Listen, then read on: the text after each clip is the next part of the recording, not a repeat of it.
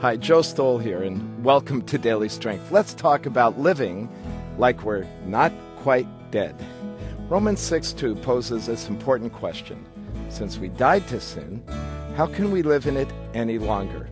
Well, Paul Harvey tells a fantastic story about an encounter with a kangaroo.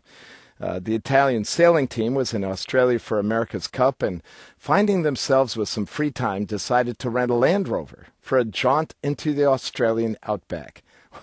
The team had been outfitted by the designer Gucci, so they ventured into the bush clad in their Gucci jackets, wearing their Gucci watches, and carrying their Gucci bags. As they were driving, a kangaroo bounded out right in front of their Land Rover. Unable to stop in time, they hit the poor animal. Climbing out of the four-wheel drive, they figured they would at least capitalize on the sad event by getting some close-up pictures of a real kangaroo. Now, one of the team members had this brilliant idea. Hey, let's put my jacket on the critter for a really fun photo. Well, as they got the jacket on the animal, you guessed it, the kangaroo revived and bolted off into the bush. With the jacket, the car keys, and the team member's wallet. Wow. Well, is there a moral to this story? You bet. Sometimes what you think is dead is not quite as dead as you thought. And that's the perspective Paul brings to his discussion of our struggle with sin and temptation in Romans 6. After a wonderfully detailed treatment of God's grace and our inability to achieve God's righteous requirements through the law, he anticipates the next logical question. If our sin is an opportunity for God's grace to be shown, shouldn't we sin all the more? God gets to show lots of grace. Paul's immediate answer is forcefully simple. No way. We died to sin. How can we live in it any longer? And then he goes on to say, for we know that our old self was crucified with Christ, so the body of sin might be done away with, that we should no longer be slaves to sin.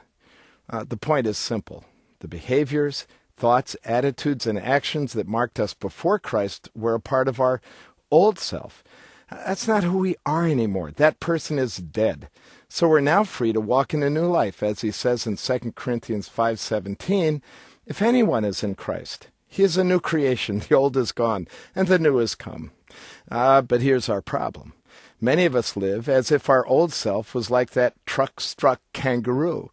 Rather than leaving our old self behind, we've decided we're better off cleaning it up and maybe even dressing it in some designer clothes. We figure that it's enough if we take the old self to church, even teach it some Bible verses. If the old self goes on a missions trip or puts money in the offering plate, then maybe it'll be harmless. But before long, it will be obvious that the old self isn't as dead as we thought. When those old traits of our old self revive, we're pulled back into temptations and patterns of behavior that we thought we'd left behind. The old self fights against all we want in Jesus, things like purity, integrity, holiness, and effectiveness for the kingdom. Paul, anticipating this problem, in verse 11 says that we are to count ourselves dead to sin, but alive to God in Christ Jesus. So when the temptations surface, we can deliberately choose to say, I'm dead to that temptation, and I am alive in Christ. Today, let's choose to let that old self stay cross-struck dead and revel in the freedom of walking in our new identity as followers of Jesus.